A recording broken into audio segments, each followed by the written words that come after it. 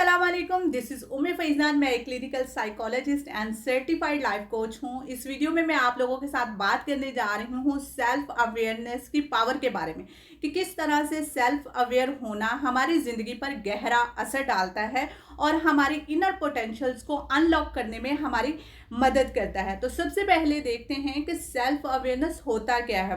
अपने ख्यालात, एहसासात, जज्बात और तर्ज अमल को खुद अपने आप से परखने, जानने, पहचानने और मुशाहदा करने की सलाहियत को हम सेल्फ अवेयरनेस या खुद आगही कहते हैं। इसमें हम जजमेंटल हुए बगैर अपनी कमज़ोरियों की निशानदेही करते हैं और अपनी स्ट्रेंथ्स को पहचानते हैं। इसके अलावा हम अपने महरक़ात को भी समझते हैं कि मुख्तलिफ रवैयों को अपनाने के पीछे हमारे कौन से महरक़ात हैं। अब सवाल ये है कि सेल्फ अवेयरनेस होने के फ़वाइद क्या हैं। तो इसमें सबसे पहले नंबर 1 पर है फ़ैसला साजी की सलाहियत बेहतर होती है, क्योंकि हम अपनी तरजीहात, इक़दार के बारे में बेहतर तरीके से जानते हैं, उन्हें समझते हैं। उसी की बुनियाद पर हम अपने लिए बेहतरीन फ़ैसले कर सकते हैं। नंबर 2 पर है हमारी इमोशनल इंटेलिजेंस को बढ़ाता है, क्योंकि जब हम अपने जज्बात से बाखबर होते हैं तो उनको मैनेज करना भी हमारे लिए आसान होता है और इसी वजह से हमारी आपस के ताल्लुकात में कम्युनिकेशन भी बेहतर होता है। नंबर 3 पर है हमारी पर्सनल ग्रोथ में हमें मदद मिलती है। किस तरह से जब हम जानते हैं कि हम क्या हैं, हमारी कमज़ोरियाँ क्या हैं और हमें किन एरियाज़ पर काम करने की ज़रूरत है, तो हम आसानी से उन एरियाज़ पर अपने लिए काम कर सकते हैं।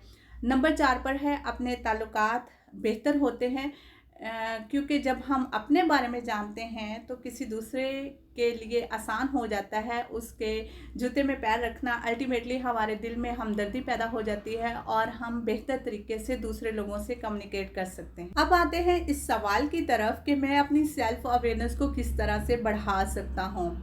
तो सबसे पहले नंबर पर है माइंडफुलनेस और मेडिटेशन की एक्सरसाइजेस। ये आपको आपकी सोचों, एहसासात, जज्बात को समझने में आपकी मदद करेगा। नंबर 2 पर है जर्नलिंग करना। अपने एहसासात, अपने सोचों को, अपने ख़यालात को और अपने रोज़मर्रा के तजुर्बात को लिखने से ना सिर्फ आपको अपनी सोचों के बारे में पता चलेगा कि आप किस तरह से सोचते हैं, बल्कि आपको आपके मुख्तलिफ़ किस्म के तर्ज़ अमल के बारे में भी समझने में मदद मिलेगी। नंबर 3 पर है फ़ीडबैक लेना। कई बार ऐसा होता है कि हमारे जहन में मुख्तलिफ ज़िंदगी के पहलुओं के हवाले से कुछ कन्फ्यूजन होती है, कुछ सवालात होते हैं जो हम किसी से कर भी नहीं पाते।